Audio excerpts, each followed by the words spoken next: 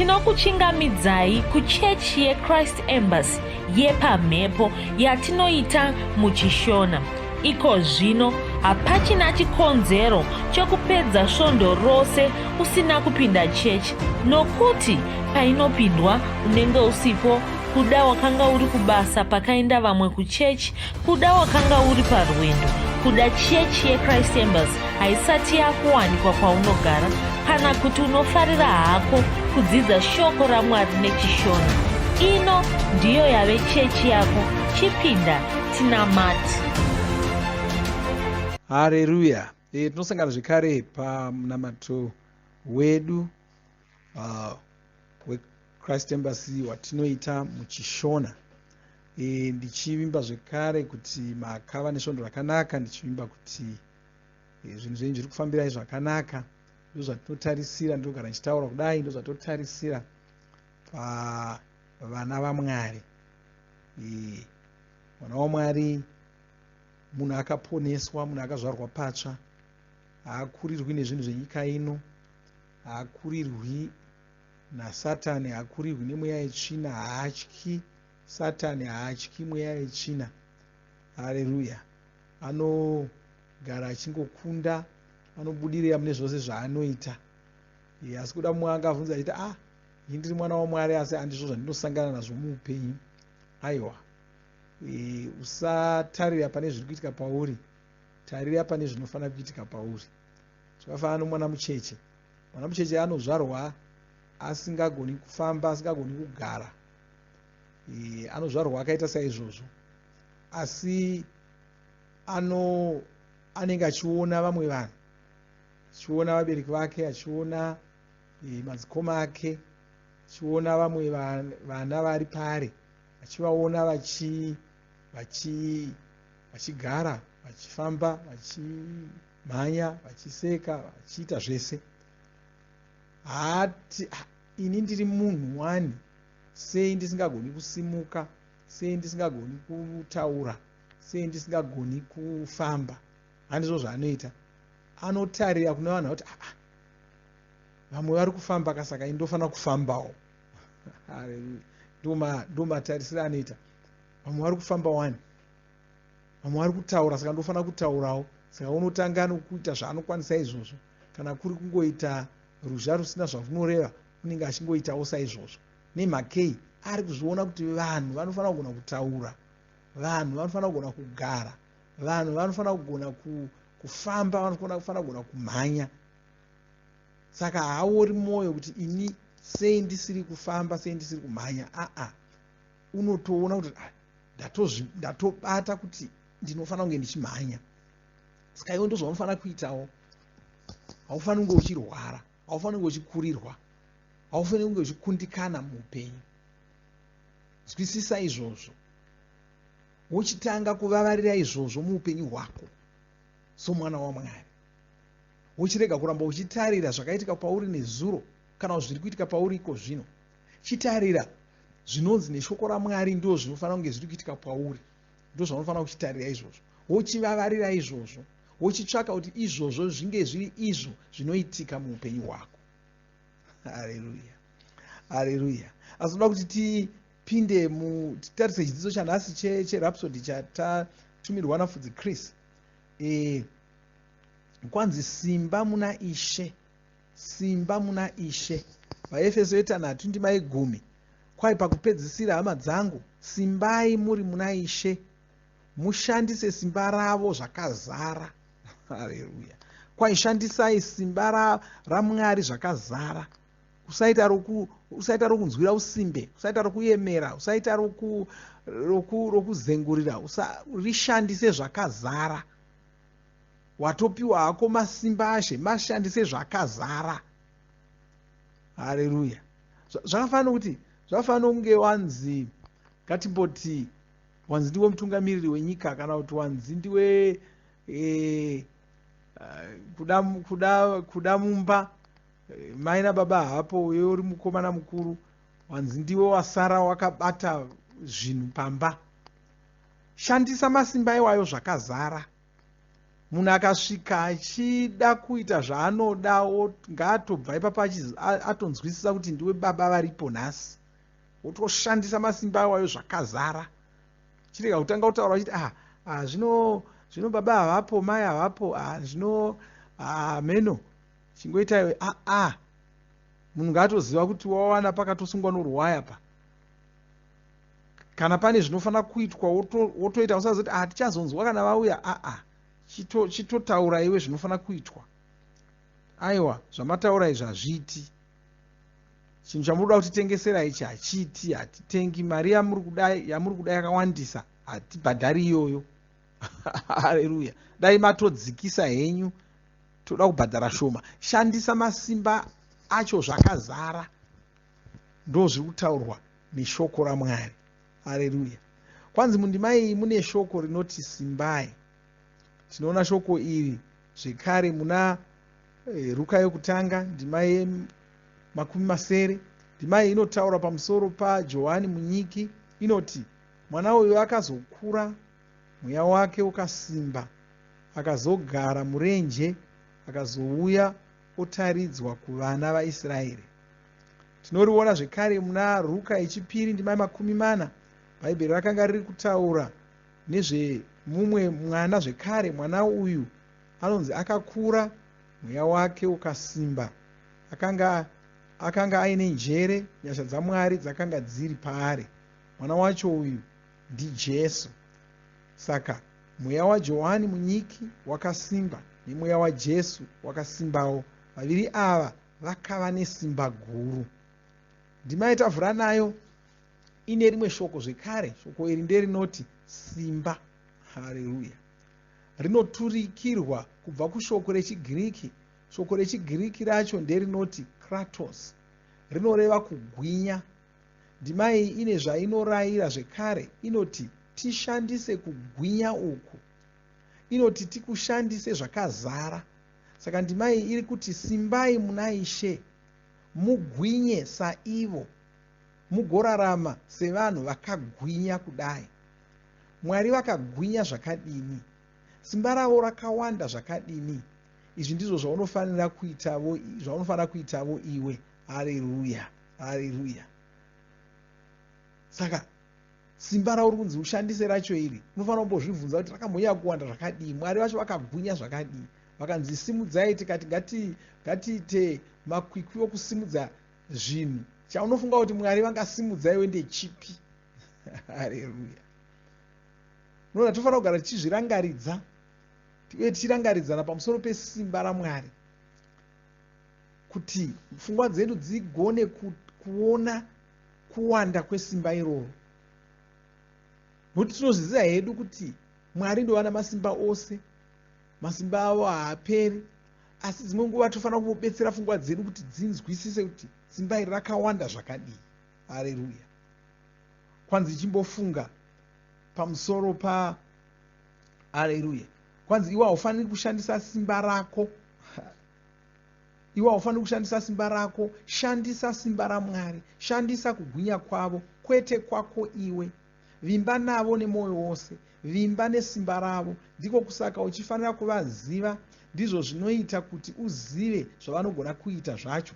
Izvi ndizvo zvatinokurudzirwa muna mapisarema epfumbamwe ndima ye10. Inoti vanoziva zita renyu vachavimba nemi, nokuti imi Jehovha hamuna kurasha vanokutsvakai. Haleluya. Kwa usashandisa simba rako. Ndo chimwe chakanakira kuva muKristu. Kana wava muKristu hauchashandisi simba rako, hauchasweri uchizvinetsa nokushandisa simba rako. Simba rako ishoma, harina kwarinokusvitsa. Ibva wangomhanyirira kushandisa simba raMwari. Ndo dzimwe nguva zvatinokurudzira vanhu. Kuna vamwe vanoti kuda unonzwa muviri kurwadza. Anzwa muviri kurwadza, unotanga ambomhanya-mhanya kumishonga, kuna chiremba. Kana zvazonyanya kunetsa, ndopozotanga kuti dai Mwari mandiporesa. Watangireiko kuda kumhanya-mhanya nesimba ravanhu? Wadii kungotangira kwavari, kungotangira kusimba rinopedza zvese. Chokutanga chaunofanira kuita, nyange ukamuka uchinzwa musoro kutema, kana kuti uchinzwa divi kurwadza, kana kuti uchinzwa kudii, chaunofanira kutanga kuita kutaura shoko raMwari. Rayira musoro iwoyo kuti upore. Bata musoro iwoyo, bata huma iwoyo kuti muzita raJesu ndinorayira marwadzo aya kuti apore. Usati wafunga zvepiritsi, usati wafunga gwenzi, usati wafunga chiremba. Shandisa simba ravo kwete rako. Vachimbofunga pamusoro paDhavhidhi akarwisana naGoriati, asi Dhavhidhi akanga asina munondo, akanga asina museve, akanga achingova nechipfuramabwe, zvekare akanga aine matombo 5. Matombo aya dzaiva hungurudo. Goriati rakanga riri zirume.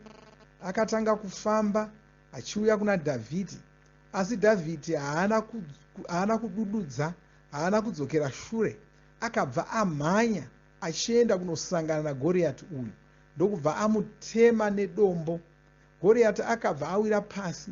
Dhavhidhi akanga akasimba muna Ishe uye akashandisa simba raMwari, akakurira Goriati. Newewo unofanira kusimba muna Ishe, unofanira kushandisa simba ravo.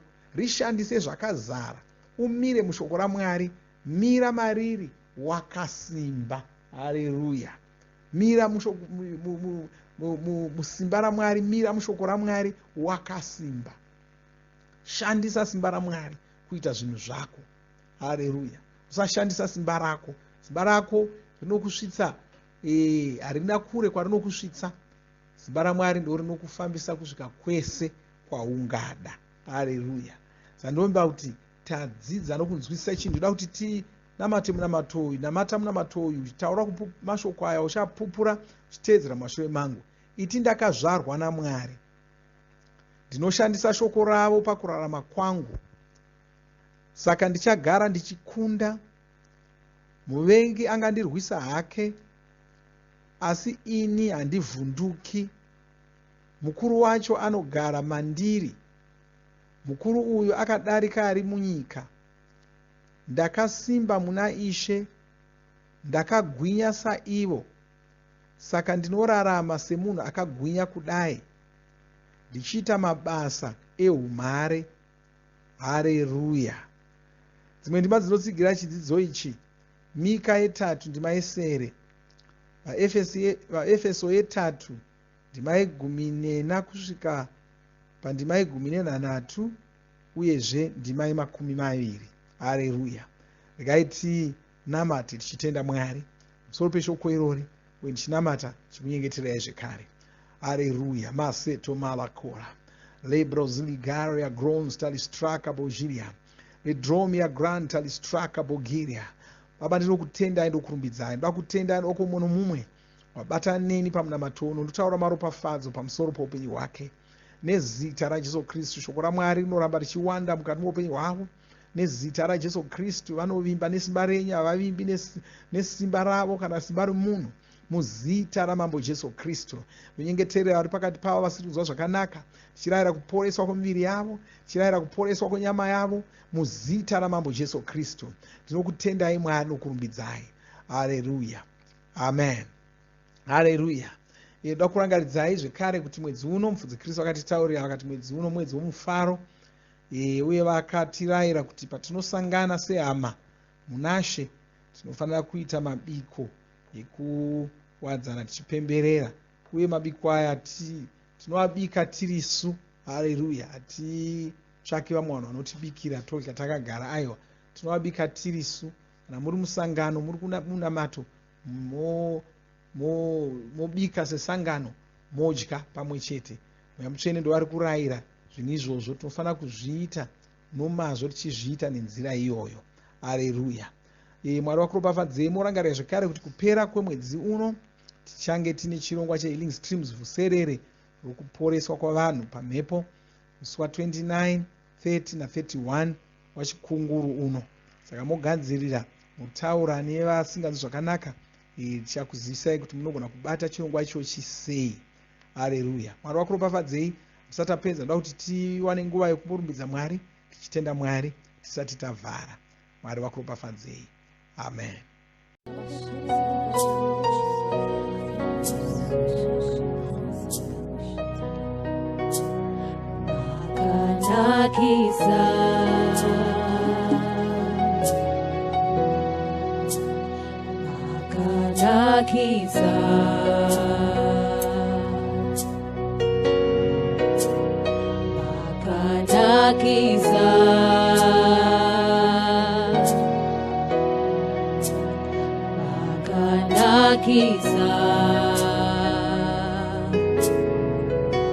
Unodzidzira zvakanaka,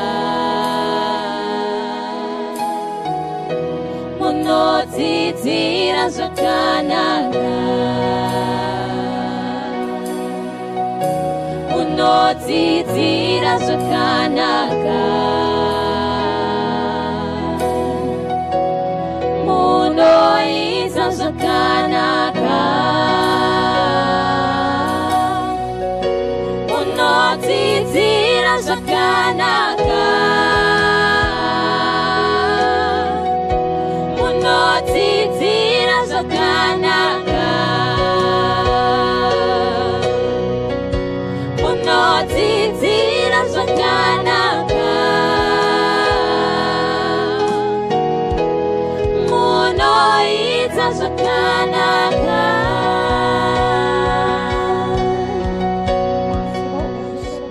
Tinovimba makomborerwa nemunamato wesvondo rino. Kana manga musati mazvarwa patsva, namatai mumashure mangu, muchidudza, muchirevesa.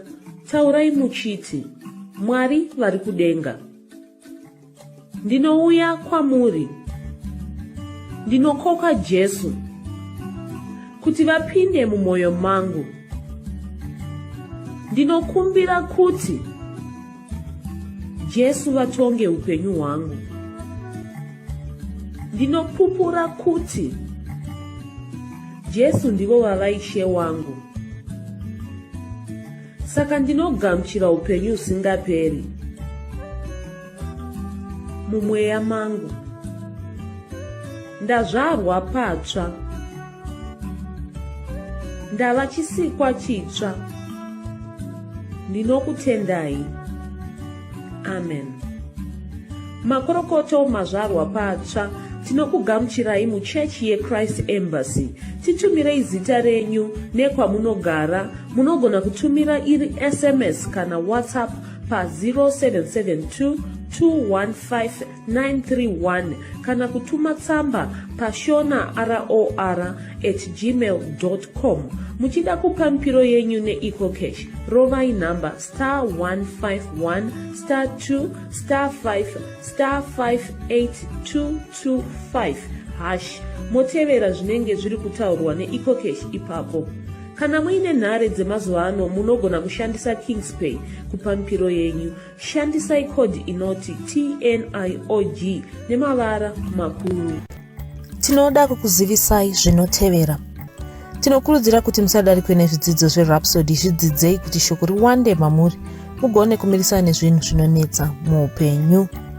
Tinodavo kuzivisa vane nhare dzeEconet kuti *205# mava kugona kuwana Rhapsody panhare dzenyu kunyangwe musina WhatsApp. Rovai nhare idzi muwane Rhapsody panhare dzenyu zuva rimwe nerimwe. Munorova *205#, mosarudza daily devotional. Subscribe, shona Rhapsody muchishona. Munamato uno munoubata pa WhatsApp, pa radio, pa YouTube panoti Shona Online Church, pa www.ce-shonachurch.org, nepa vcc.rhapsodyofrealities.org. Tinokumbira mutizivise kana muri kutibata pane imwe yenzvimbo idzi. Kana pari painternet, munogona kunyoresa muchitipa zita renyu. Kana pari pa WhatsApp, tinyorerei tigopota tichikutumirai zvimwe zvidzidzo, kana kutitumira SMS pa 0772 166 928. Ivai nesvondo rakanaka.